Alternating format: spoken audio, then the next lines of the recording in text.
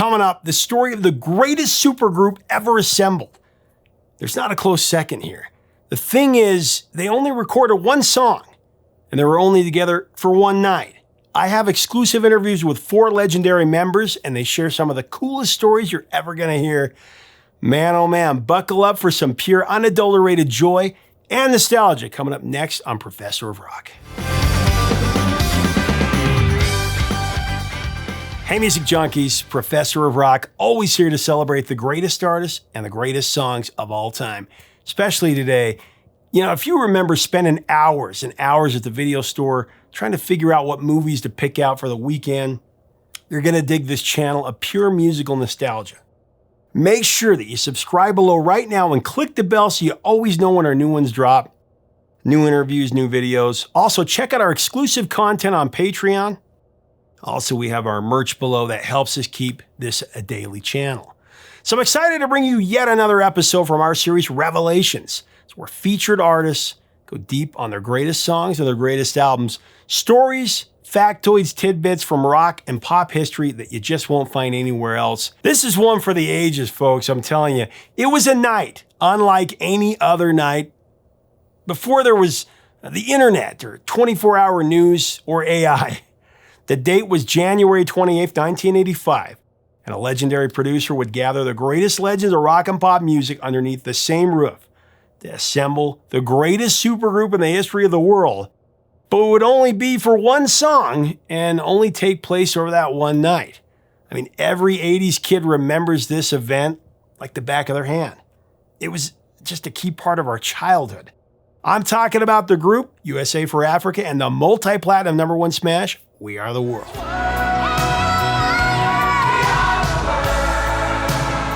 The charity single was, of course, written by Michael Jackson and Lionel Richie, produced by Quincy Jones and Michael Omartian. The song would go on to sell over 20 million copies, making it one of the biggest selling singles ever. And today, I've got a half a dozen interviews with legends sharing some of the key experiences from that magical night and insights about some of the other artists that were there. Of course, inspired by Band Aid, who had just released Do They Know It's Christmas just a month before.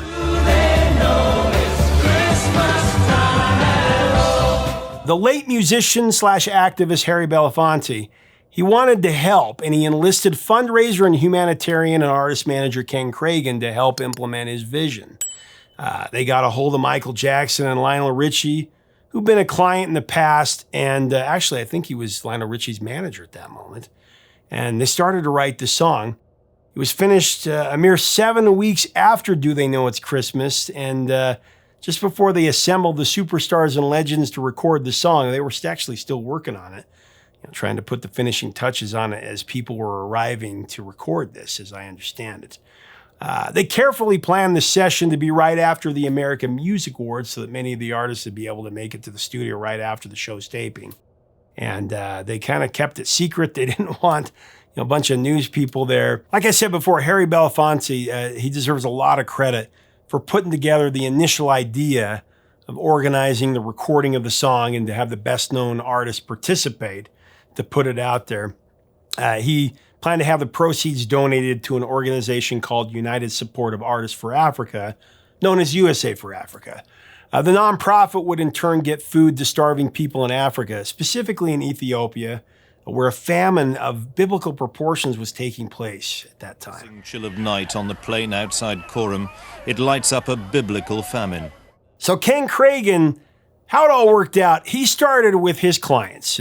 Started with Kenny Rogers and Lionel Richie, got them aboard. Then they turned to Stevie Wonder, and then Quincy Jones was brought in to co-produce.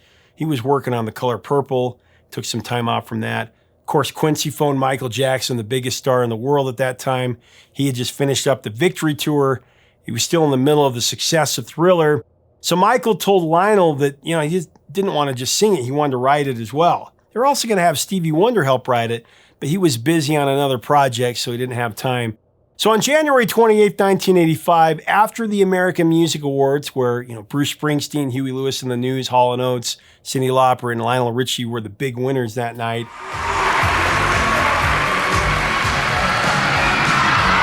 45 of the biggest stars in the world gathered at A&M Studios to record We Are the World. As we're going to find out next, Two of the biggest icons of that time were invited, but they didn't show up. Prince and Madonna. We're going to find out why next. Bob Geldof, who was the instigator of the whole vision a month before, he was also present. And apparently comedian Eddie Murphy was invited to be there by Stevie Wonder, but he was busy recording Party All the Time.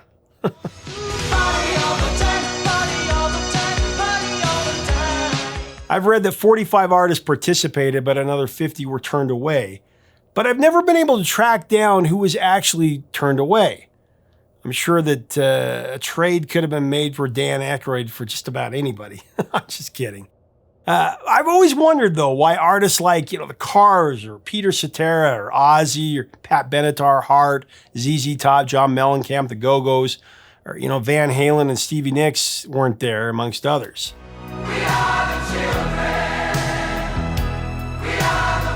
I mean, Smokey Robinson, one of the greatest voices ever, doesn't get a solo. That's a head scratcher for me.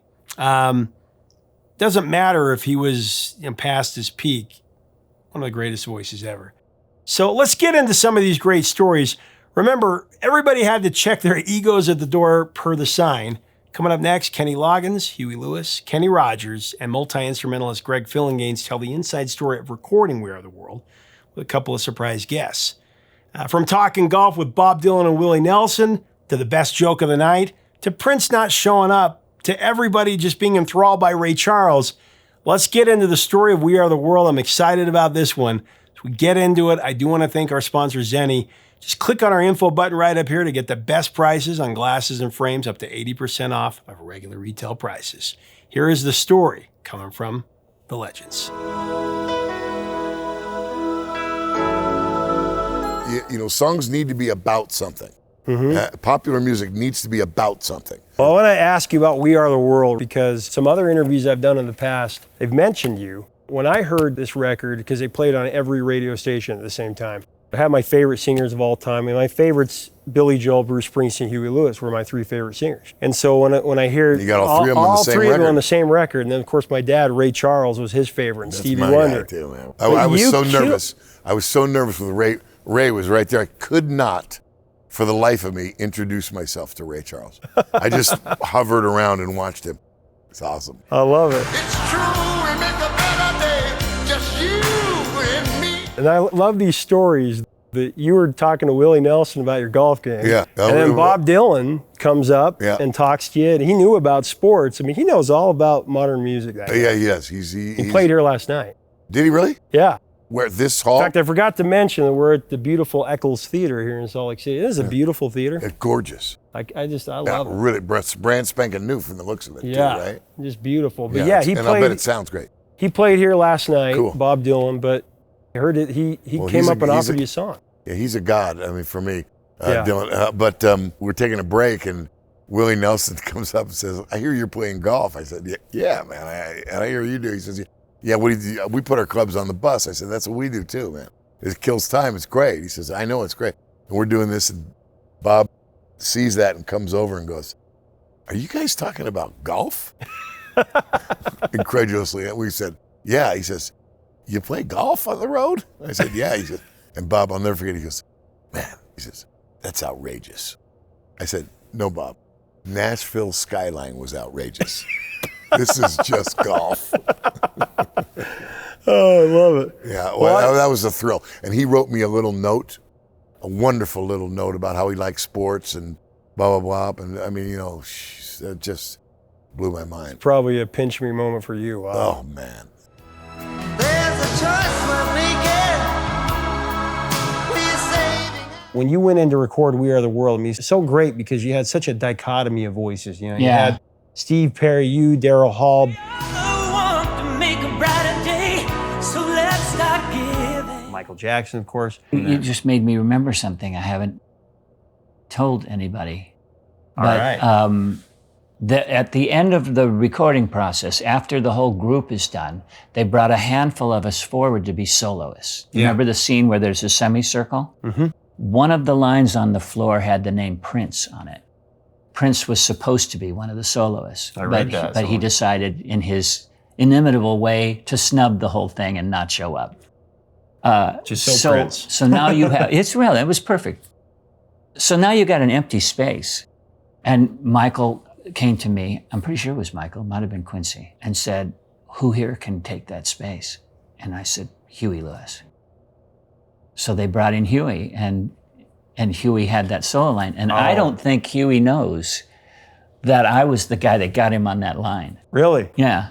It's a great line, too, because he sings that harmony with Cyndi Lauper and Kim Carnes. It's just incredible. Yeah. Yeah. But if you just believe, there's no way we can fall. Kenny said to Quincy, he said, get Huey Lewis, man. Did he? He is incredible. He's got Did some Kenny of the do best. that? That's what he's great. Yeah. Because all I know, I'd finish the chorus thing, and I'm over here and say, Q wants you. And he sent for me, and he brings me in, and he's got Michael there. He says, Smelly. He called him Smelly. Yeah. You know? He said, Smelly, sing Huey the line. And he goes, just believe, no way we can fall. He sings and says, sing it, Huey. I go, just believe, no way we can. You got it. Good, let's go. Yeah, and then we went right in. He said, I don't think Huey knows that. If you talk to him, you tell him that, because I've never been able to tell him that. I didn't know that. Yeah, because Kenny'd become a friend, but he was Good telling for me. him. Thanks. Yeah, he was telling me, I mean, he had a lot of compliments. He said, I just thought Huey had one of the best voices in all that of is music. great. That is But sweet. he also told me about the Paul Simon had the comment of the night. Who told you that?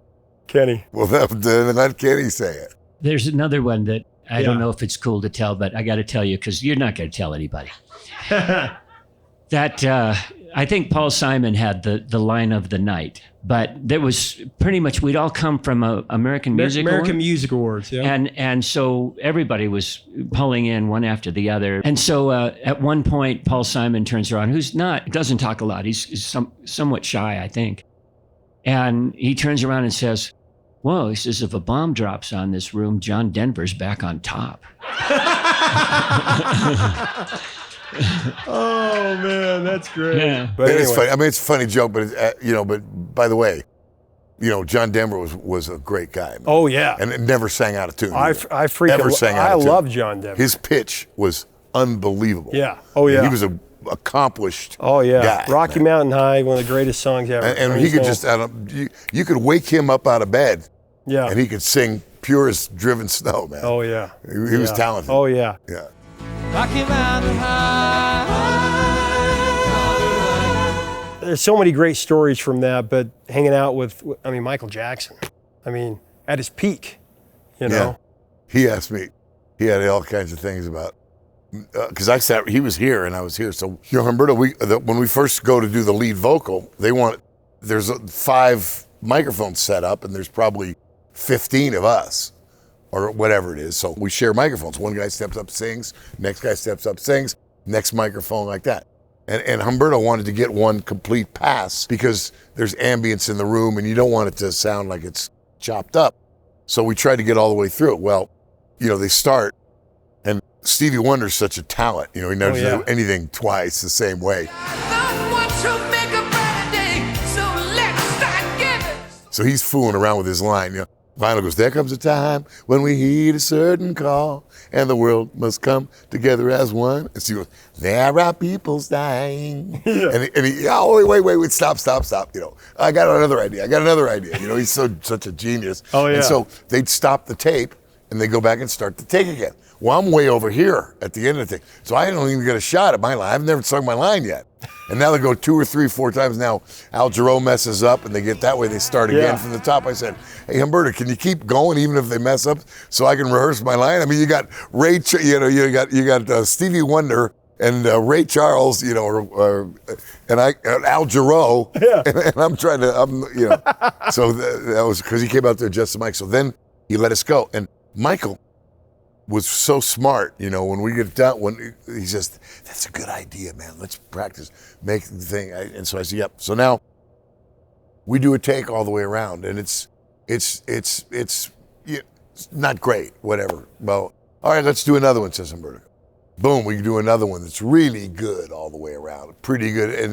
And I see through the glass, Humberto and Quincy goes, yeah, flag that one, or whatever it is. And Humberto goes, all right, let's just do another one like that. And Michael tugs on my sleeve and says, they're going to keep that one, aren't they? I said, yeah, they're keeping it. He goes, that was the one. I said, I know.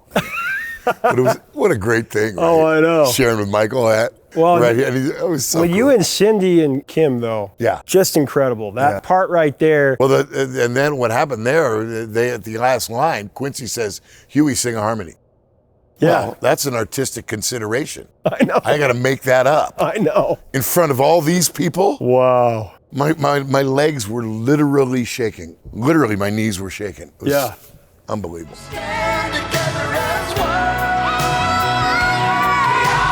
Well, I was kind of at the peak of my career, but I walked into that room and I'm telling you, that was intimidation at its best to see all of those people in there. And the Baylor brothers took that song and dissected it, said, I want you to sing this. I want Steve Perry to sing here.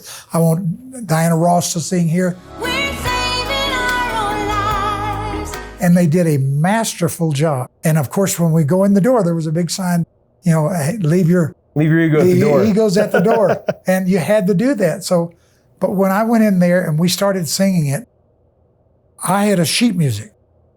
And I was the first one to go around and get people to sign it. And Diana Ross was right behind me. And I think the two of us were the only ones that got it completely signed. Ray Charles was right in front of me off my left shoulder. And Bob Dylan was right behind me. And I'll tell you what, that was pretty amazing. And I'm going to show you something. I don't know if you can see it or not, but I'm going to switch the computer here. Now look way up in the corner. You see that picture that's up there? Is that the lyric sheet that you had signed? That's the handwritten, hand autographed lyric sheet by everybody who was in We Are the World. And it's this actual lead sheet, and it's got everybody's name on it, and it's sitting right there. I love that. You're actually one of the only people to have gotten that, because I know. As I understand it, you started doing it, and then everybody was like, "Oh, I'm going to do that too." But you were, I think there was only like 2 or 3 people that got everybody's signature. I thought that Kenny Rogers, you know, God rest his soul, I thought he had one, but I'm not sure. Yeah. And I really don't know of anyone else that has one. So usually I miss those moments. I'm not real sharp when it comes to that.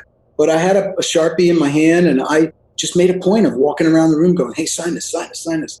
And I got everybody on there, man. So pretty cool. Yeah. What specific moments do you remember that stand out to you in that night? Well, what stands out is that everyone, because there was no managers and no hangers-on and no, assistants, everybody just let their guard down, and everybody just talked and kind of mingled around. It felt pretty comfortable. And, it was a unique moment because it was after the American Music Awards. And at the time, there wasn't a proliferation of award shows like there are now. There's an award show every week. But in those days, you had the Grammys, you had the American Music Awards, and that was pretty much it. So it was clever that they realized that pretty much, all the top artists in pop music were going to be at the American Music Awards. It would be very convenient for them to all come over afterwards to the recording studio. And so that's how it worked out really well. I remember various people, as everyone has an ego, and when you fill a room full of stars, everyone kind of, most popular stars are pretty, they're pretty headstrong about the way they like to do things. Let's put it that way.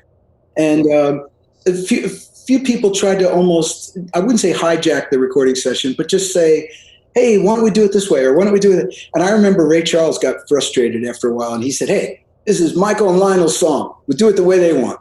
And everybody shut up. And that was cool. I thought that was really cool. It was quite an experience.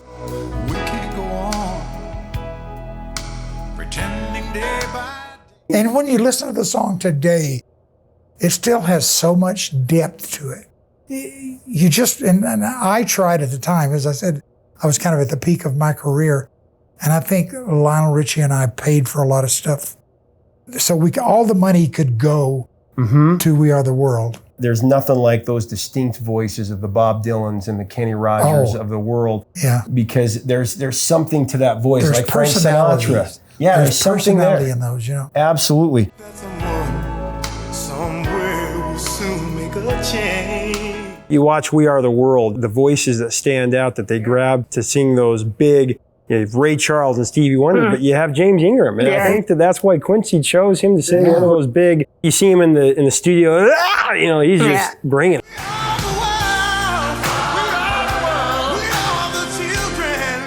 just the greatest person, you know. He's a real spiritual person. He, yeah, I'm gonna be there. That's right. Yes, yeah. Another great song with Michael McDonald. And I said to him, man, do you know you're just one of the greatest singers I've ever heard? I mean, the past 25 years. You know, I think the last time I felt this way was Ray Charles. I'm sitting there at the piano, and here's who I'm looking at. Stevie Wonder, Michael Jackson, and Lionel Richie. They're all like draped across the piano, and I'm, you know, playing, I'm doing this bit here. Wait a minute.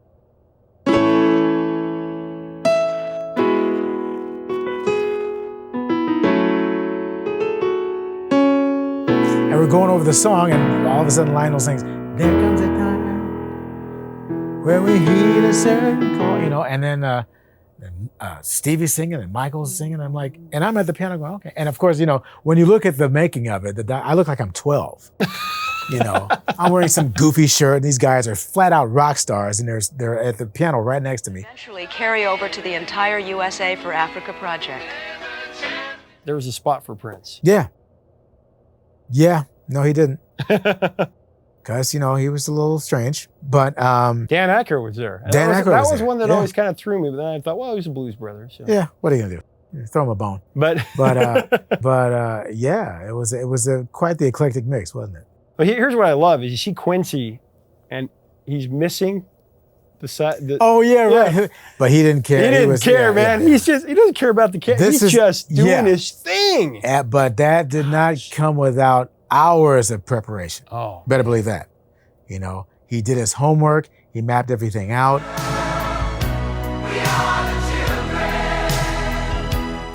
Well, a brilliant study in how to get some of the world's greatest artists to come together. So there have been a lot of theories as to why Prince didn't show up. You heard some of them just now. Some have said that Prince thought the song was just awful and he didn't want to record with Michael Jackson. You know, remember they were both mano a mano at this time, the biggest stars at the moment. They were supposed to duet at one point on the song. How cool would that have been? There's also a rumor that Prince had to bail out his security guards, and another who said he held a grudge because Bob Geldof had called him a creep before that. He did donate the track for the Tears in Your Eyes for the album, though.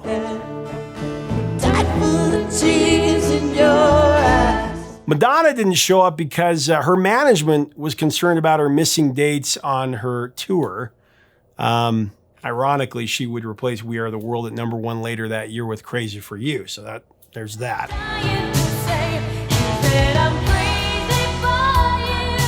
The song was released on March 7th, 1985.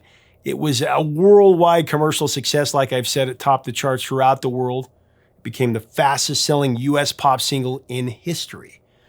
We Are the World received a quadruple platinum certification by the Recording Industry Association of America, becoming the first single to be certified multi-platinum. Sadly, you know, we've lost 10 of the 45 performers from We Are the World over the last few decades. Tina Turner and Harry Belafonte just recently, Anita and June Pointer, the Pointer Sisters, Kenny Rogers, James Ingram, Al Jarreau, Michael Jackson, of course, Ray Charles, and Waylon Jennings. Every 80s kid remembers the day We Are the World was released because every radio station in America played it at the exact same time. Like I said, it was like Christmas. My favorite artists all singing on the same track. It was so cool. I remember buying the single the day it came out. My parents bought the album. It was such a magical moment. It was a shared experience for my generation where the world seemed just a little bit smaller and we were all singing the same song all at once. It just doesn't happen anymore. But this incredible event that started with Band-Aid, capsized with We Are the World, and peaked with Live Aid, it was proof that music really can change the world.